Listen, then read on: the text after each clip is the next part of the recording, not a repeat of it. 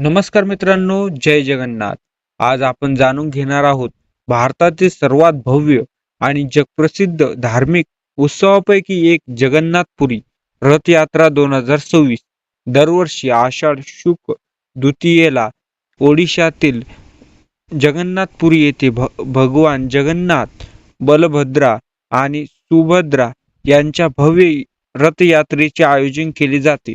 2026 मध्ये ही रथयात्रा 16 जुलै रोजी साजरी होणार असून लाखो भाविक भक्त या दिवशी सोहळ्याला उपस्थिती राहतात. या व्हिडिओमध्ये जगन्नाथपुरीचे महत्त्व, भगवान जगन्नाथाचा इतिहास, रथयात्रा का काढली जाते, रथयात्रेचे आध्यात्मिक महत्त्व, रथयात्रेची सुरुवात कशी झाली. चला तर मग सुरुवात करूया. जय जगन्नाथ.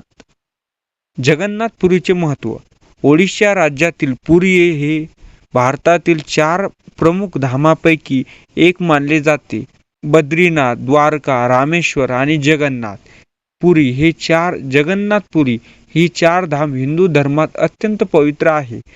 पुरीतील भगवान जगन्नाथ मंदिर हजारो वर्षाची परंपरा जपणारे मंदिर आहे, जे येथे भगवान विष्णू श्रीकृष्णाच्या रूपात जगन्नाथ म्हणून विराजमान आहे. त्यांच्यासोबत मोठे भाऊ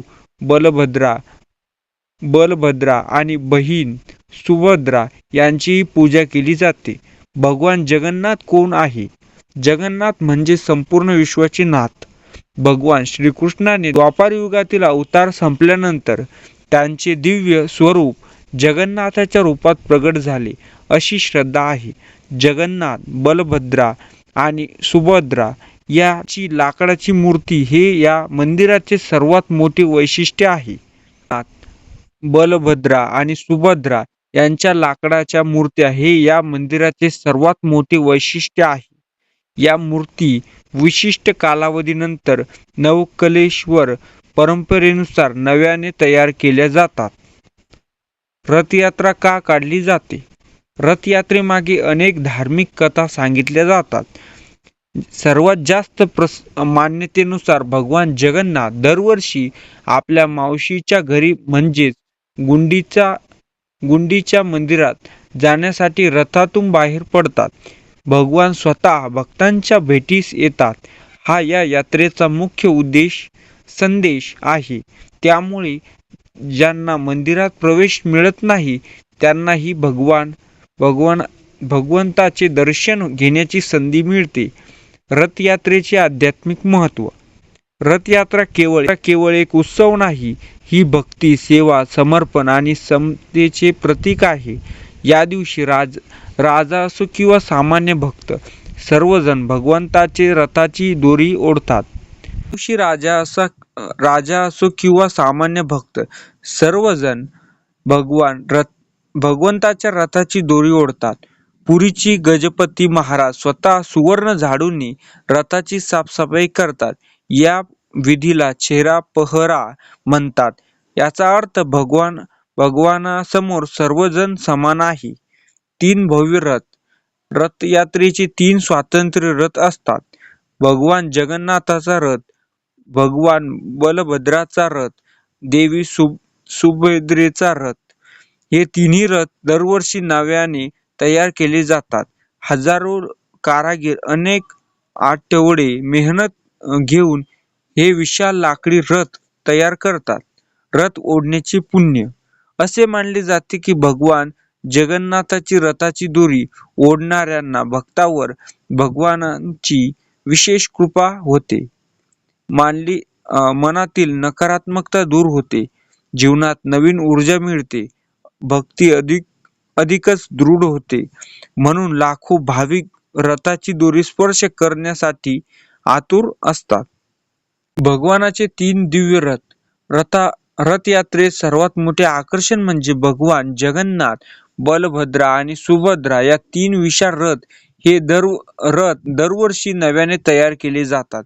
विशिष्ट प्रकारच्या पवित्र लाकडांचा वापर करून पारंपरिक पद्धतीने त्यांची निर्मिती केली जाते. भगवान जगन्नाथाचा रथ नंदी घोष हा सर्वात मोठा भव्य रथ आहे. ज्यामध्ये भगवान जगन्नाथ विराजमान होतात. रथावर सुंदर रंगीत कापड, ध्वज आणि धार्मिक चिन्हे सजावट केली जाते. हजारो भक्त हा रथ ओढण्यासाठी उत्सुक असतात. भगवान बलभद्राचा रथ आकाराने थोडा वेगळा असून तो शक्ती, धैर्य आणि संरक्षणाचे प्रतीक मानले जाते. देवी सुभद्रेचा रथ दर्प दर्पदलन देवदलन दर्पदलन दे देवदलन देवी सुभद्रेचा रथ भक्तांसाठी करुणा, प्रेम आणि मातृशक्तीचे प्रतीक आहे. तिन्ही रथाची रचना, रंग, सजावट वेगवेगळी असते. रथयात्रेपूर्वी प्रमुख विधी. रथयात्रापूर्वी अनेक धार्मिक विधी पार पडले जातात. स्नान पौर्णिमा. या दिवशी भगवंताच्या मूर्तीला 108 कलशांनी अभिषेक केला जातो. त्यानंतर भगवान काही दिवस सार्वजनिक दर्शनासाठी उपलब्ध नसतात. या काळाला अनवासकरस असे म्हणतात. नवयौवन दर्शन अनवासक संपल्यानंतर भगवंताचे नव्या तेजस्वी रूपात दर्शन घडते. हजारो भाविक या दर्शनासाठी मोठ्या संख्येने पुरीत येतात. पहंडी विधी. रथयात्रेच्या दिवशी भगवानांना मंदिरात बाहेर आणण्याचा विधी पहंडी म्हणतात. वाघ्यांचा गजर, शंखनाद, हरिनामाचा जयघोष आणि लाखो भक्तांच्या उपस्थितीत भगवंतांना हळूहळू रथावर विराजमान केले जाते. हा भावुक आणि भक्तिमय असतो. चेहरा पहरा. रथावर भगवान विराजमान झाल्यानंतर पुरीचे गजपती महाराज सुवर्ण झाडूने रथाची साफसफाई करतात. या विधीला चेहरा पहरा म्हणतात. या परंपरेतून एक महान संदेश दिला जातो. भगवानासमोर राजा, सामान्य भक्त याचात कोणताही भेद नाही. सर्वजण समान आहे. गुंडीचा मंदिराचे महत्त्व. रथयात्रेदरम्यान भगवान जगन्नाथ, बलभद्रा आणि सुभद्रा हे गुंडीच्या मंदिरात जातात. अनेक श्रद्धांनुसार हे भगवानांचे मावशीचे घर मानले जाते. भगवान येथे काही दिवस मुक्काम करतात. या काळात हजारो भक्त गुंडीच्या मंदिरात जाऊन दर्शन घेतात. त्यानंतर बहुधा यात्रा म्हणजे परतीची रथयात्रा काढली जाते आणि या भगवान पुन्हा श्रीमंदिरात परतात. साठी रथयात्राचा संदेश. रथयात्रा आपल्याला शिकवते, प्रत्येक व्यक्ती समान आहे. अहंकार सोडून भक्ती स्वीकारा. भगवान स्वतः भक्तांच्या भेटीस येतात. सेवा, प्रेम आणि समर्पण हाच खरा धर्म आहे. बहुधा यात्रा म्हणजे काय? गुंडीच्या मंदिरात काही दिवस मुक्काम केल्यानंतर भगवान जगन्नाथ, बलभद्रा आणि सुभद्रा पुन्हा श्रीमंदिरात परत येतात. या परतीच्या प्रवासात बहुधा यात्रा असे म्हणतात. बहुधा यात्रा ही केवळ परतीची मिरवणूक नसून भक्तांसाठी आनंद, समाधान आणि भगवंतांचे कृपेचे प्रतीक मानले जाते. हजारो नव्हे तर लाखो भक्त पुन्हा एकदा रथाची दोरी ओढण्याचे भाग्य मिळवते. म्हणून या दिवशी पुरीत एकत्र येतात. मौसिमा मंदिरातील परंपरा. बहुधा यात्रेदरम्यान भगवान जगन्नाथ परत मौसिमा मंदिराजवळ थांबतो. येथे भगवान पेढा पिठा नावाचा पारंपरिक गोड पदार्थ अर्पण केला जातो. श्रद्धेनुसार भगवंतांना हा प्रसाद अतिशय प्रिय आहे. या परंपरेमुळे भगवंतांना प्रेम, आपुलकी आणि कुटुंबातील नात्याचे महत्त्व समजते. भगवंतांना सुवर्ण अलंकार. रथयात्रेच्या सर्वात आकर्षक आणि भव्य सोहळ्यापैकी एक म्हणजे सुनाबेश. बहुधा यात्रेनंतर भगवान जगन्नाथ, बलभद्रा आणि सुभद्रा यांना सुवर्ण दागिन्यांनी अलंकृत केले जाते. सुवर्ण मुकुट, सुवर्ण हात, सुवर्ण शस्त्रे आणि विविध सोन्याचे दागिने परिधान करून भगवंतांना दर्शन घडते. या दिवशी लाखो भक्त भक्त फक्त या दिव्य दर्शनासाठी पुरीत येतात.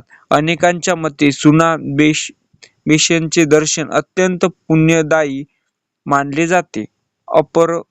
अपर्पणा विधी यात्रेतील आणखी एक विशिष्ट पूर्ण विधी म्हणजे अपर्पणा.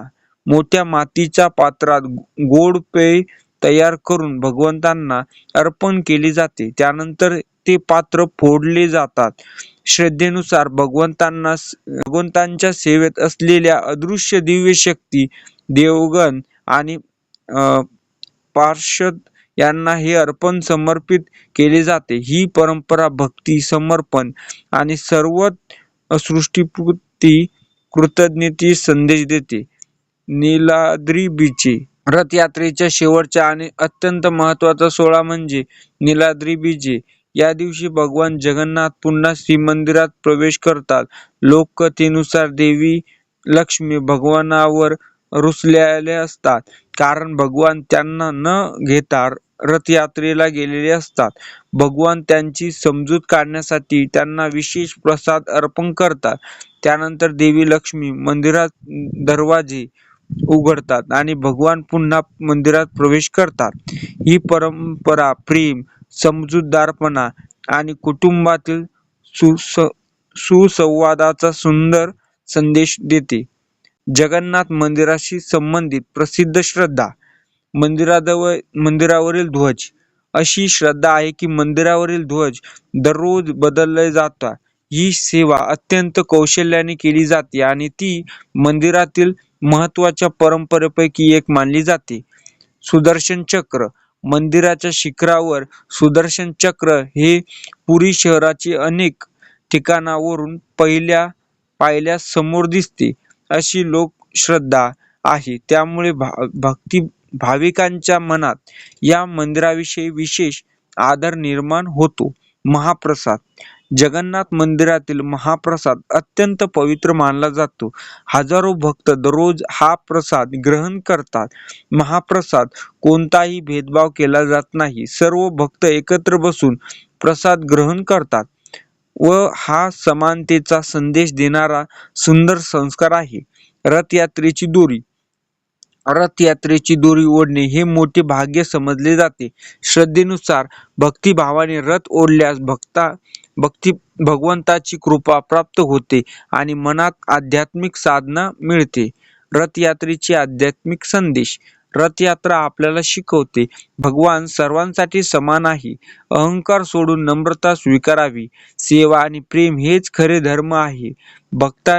भक्तीमध्ये जात, पंथ, श्रीमंती, गरीब यांना स्थान नाही.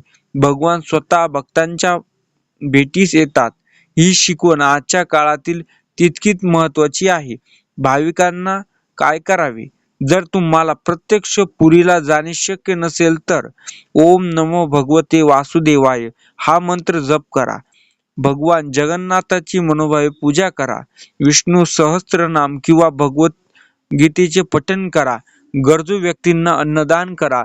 सत्य, सेवा, सदाचार आणि यांचे पालन करा.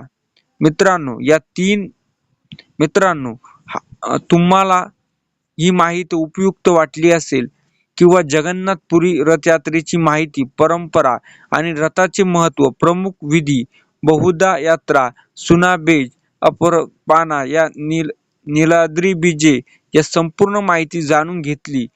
रथयात्रा हा केवळ एक उत्सव नाही, तर भक्ती, प्रेम, समता आणि सेवा समर्पणाचे जीवन मंत्र आणि भगवान जगन्नाथाचे प्रत्येक भक्तावर कृपा करतो आणि आपल्या जीवनात सुख, शांती, आरोग्य, समृद्धी नांदो हीच प्रार्थना. जर हा व्हिडिओ तुम्हाला आवडला असेल तर लाईक करा, आपल्या मित्रपरिवारासोबत शेअर करा. अशाच भक्तिमय माहितीसाठी आमच्या चॅनलला सबस्क्राईब करा. कमेंटमध्ये नक्की लिहा जय जगन्नाथ. पुढील व्हिडिओमध्ये पुन्हा भेटूया. तोपर्यंत रामकृष्ण हरी. जय जगन्नाथ, जय श्रीकृष्ण, पांडुरंग हरी. रामकृष्ण.